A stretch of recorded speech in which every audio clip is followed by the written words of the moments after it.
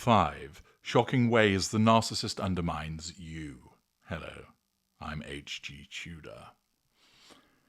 I'm able to provide you with the insight as to why the narcissist does as he or she does, because I'm one myself. And I'm here to enlighten you. I'm here to help you descend into the labyrinthine machinations of the narcissist's mind. It's a shadowy place. There's insidious webs, and where the heart of the unsuspecting is ensnared. But you're fortunate, for you have I, the Ultra, your guide, a being of unparalleled insight into the way of the narcissist. I understand the way that the narcissist is the architect of subtle devastation, and I'm going to reveal to you 5 shocking ways that the narcissist undermines you, and you may not even realize that it has been happening. Number 1, the erosion of identity through benevolent subjugation. This first method is a masterpiece of subtlety. It is the gradual erasure of the victim's identity, but it comes dressed up as care and devotion.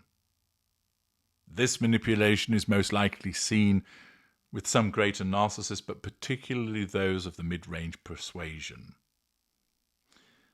The narcissist doesn't storm into your life and demand that you abandon who you are. That would be far too obvious, and such an amateurish approach would, of course, lead to the immediate loss of control. Instead, the narcissist cloaks you in that guise of supposed love, concern, and partnership. It commences by taking an intense interest in you, asking about your interests, your passions, your dreams, your quirks, and then mirroring back at you, making you feel seen, understood, adored. But that is merely the bait. Slowly, imperceptibly, we begin to reshape you. Why don't you wear that dress that I like? We might suggest, our tone dripping with affection. It suits you much better than those other choices. Flattery through triangulation. You, eager to please, comply, unaware that each acquiescence with what we require chips away at your autonomy. For the aware narcissist, this is a deliberate act of subjugation. For the vast majority of narcissists that are unaware, this is an instinctive response with regard to the control and the steady march to your complete subjugation. We will offer unsolicited advice on your career, your friends, your hobbies, your looks. It's always framed as being in your best interest. You're so talented, darling, but that job doesn't deserve you. Let's find something more fitting. Over time, your choices then begin to align with ours. Where we once mirrored you, we then shift it so that you start to do what we require, in alignment with what we want. Your preferences then morph into ours, and your identity becomes a shadow of our desires. You don't notice this, because it feels like love, like affection, like unity.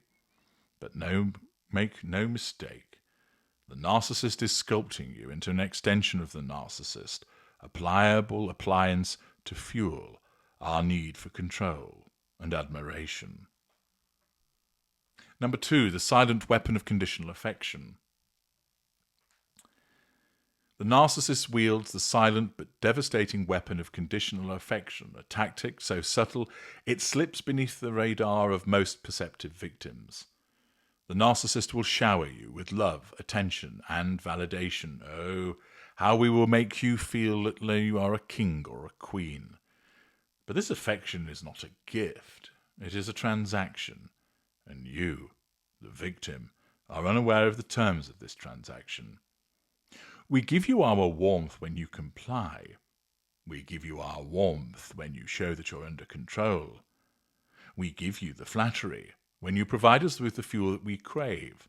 Step out of line, question our authority, or fail to meet our expectations, and the warmth vanishes like mist in the morning sun. You don't, though, see the withdrawal for what it is, a punishment. Instead, you feel a vague unease, a sense that something is wrong.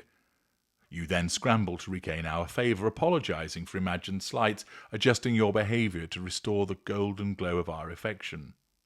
"I'm sorry, I didn't mean to upset you," you say, unaware that you actually have done nothing wrong.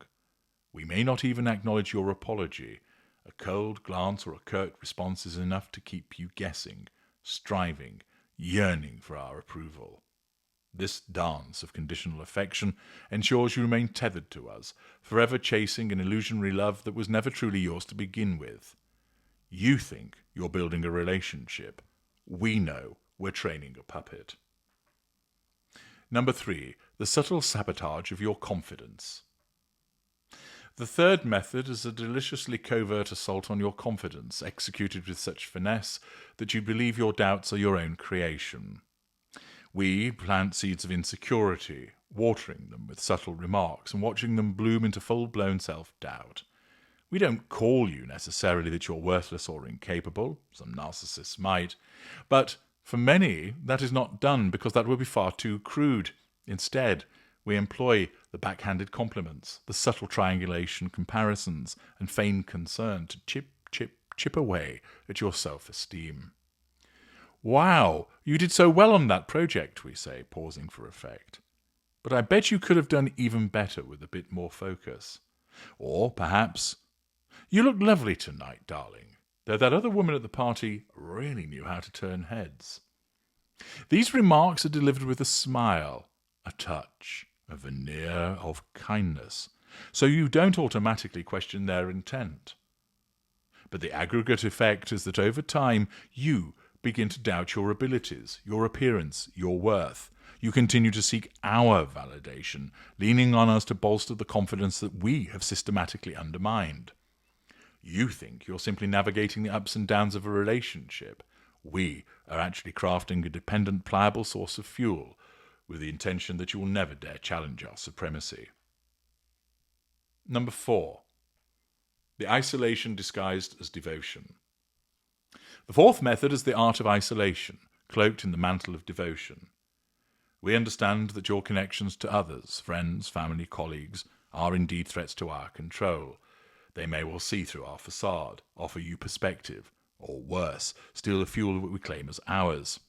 Accordingly, we set about severing those ties, not with overt demands or ultimatums. No, there's a greater sophistication than that to undermine you.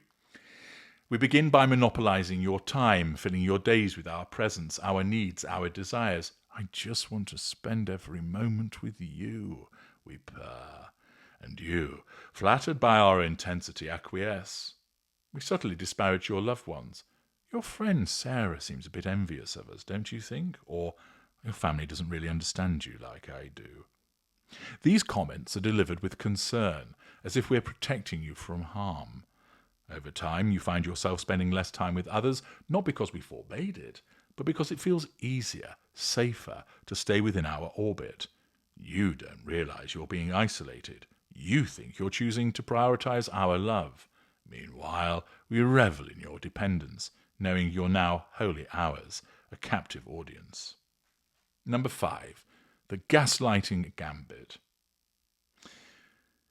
Gaslighting might be described as the narcissist's most exquisite tool for undermining reality itself. This is not the clumsy manipulation of lesser beings. This is a psychological symphony, played with such finesse that you question your own mind before you even suspect ours. We twist your perceptions, we rewrite history, and plant doubts so that you believe the distortion is your own. "Did I say that? You must have misunderstood me," we say, when you recall a promise that we made. "You're being too sensitive," we chide, when you react to our veiled insults. "That never happened," we insist, even when you're certain it did. These denials, the first line of the twin lines of the narcissistic defense, are delivered with calm certainty, often accompanied by a look of concern or pity, as if we're worried about your mental state. You begin to doubt your memory, your emotions, your sanity. You turn to us for clarity, for reassurance, unaware that we are the architects of your confusion.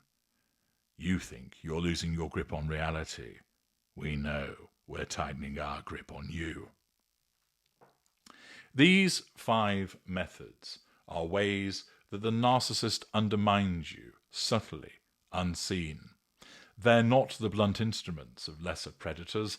They are the tools of certain narcissists that are more evolved, wielded with precision to ensure you remain ensnared, unaware, and devoted to our cause. Their effectiveness lies in the fact that you believe that you're loved and that you're cherished and you're valued. You see a partner, a soulmate, a beacon of light in your life. But in actual fact, you're being used and undermined and being manipulated. You may wonder why we do this. The answer is simple. We must. Our existence depends upon controlling you and receiving the fuel that you provide. Without it, the narcissist is nothing, mere shadows in a world that refuses to acknowledge the narcissist's brilliance.